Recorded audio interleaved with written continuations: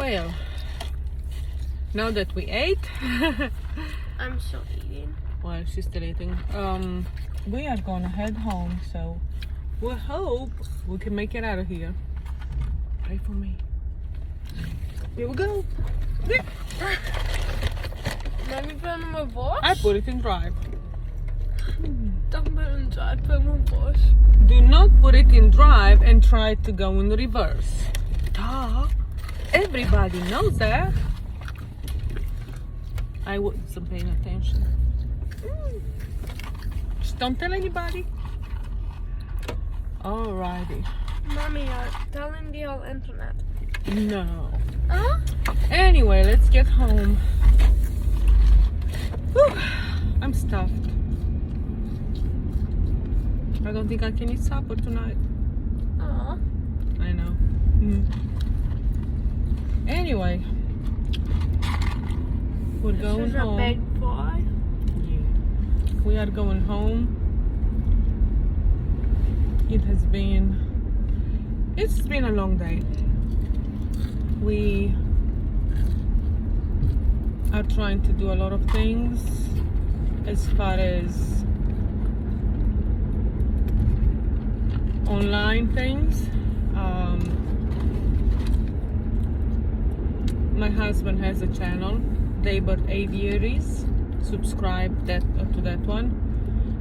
It's I guess it's our channel,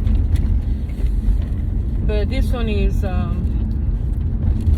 when I first started this channel, I wanted it to be just for essential oils. I thought I'm gonna just do essential oils and nothing else.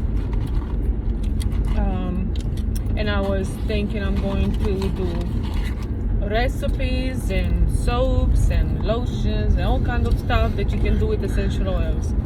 Well, I got busy with life and with my schedule at work. I did not have any time for that. And I think after a while with the I don't know if you're supposed to say this on are you supposed to, I mean, I don't know if we're allowed to, but with this sickness happening, are we supposed to say the name of the sickness? I don't know. Anyway, with that happening everywhere, I just did not get Mommy, I know we just say the sickness. I guess we not can. bad. I mean, since it's not an essential oil channel anymore, this is a video blog. I guess I can't say it. Well, when the coronavirus started last year, nobody knew what's happening. Nobody knew what to expect. And again, we got busy with life, and in July 18, I work in healthcare, and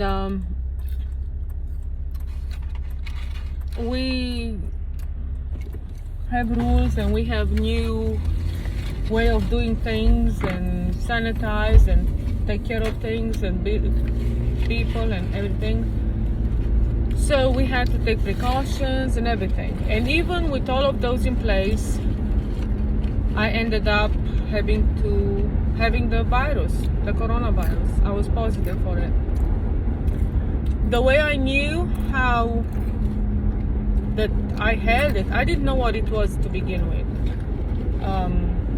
I worked Monday to Friday, and Saturday morning I felt very sick, and I usually don't get sick, but I felt like I was ran over by a truck. I mean, I felt bad, really and I have bad. a question. How do you know how that feels? Well, it's a figure of speech, but I felt really bad, like I never felt before. So I knew something was wrong, something that I haven't had before. So I went to the after-hour clinic, and at the desk, they take your temp and they ask you why you coming for, and what do you think is wrong with you. That's what they asked me, and I said, well, it's either a sinus infection or I have the coronavirus. Well, I would say that jokingly because I did not think that's what it was. I thought it was a sinus infection because it felt like one. And when I went in the clinic, the lady said, oh, it's probably just a sinus infection. Well, still, I felt like that's more than that. So I retreated in a corner away from everybody in the waiting room because just in case, in the off chance that I do have the virus, I didn't want to transmit it to anybody. I had a mask on and everything like we were supposed to, of course. So when I got tested, they said they will call me with the results. They gave me some antibiotic, a Z-Pack for real. I mean, like that will help with the coronavirus. And the steroid pack. Now that was fun.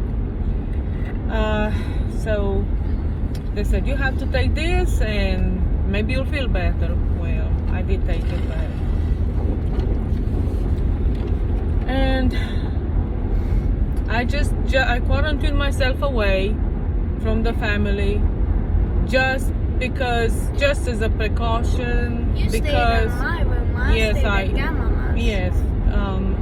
So I stayed away from the kids and my husband, and so Monday I got a call saying, guess what, Miss Day, you are positive for coronavirus. I started laughing at the lady. I said, there's no way. Are you kidding me? I said, are you for real? That's what I said. I said, are you for real? She said, yeah, I'm so sorry. What can I do to help? And just like, I did not know. I mean, it was like a gut punch. It did not feel good. I didn't like it. So I had to call my boss and say, I called her and I told her I got tested. I called her Saturday when I got tested, and I told her I got tested, and I was told not to come to work until we get the results.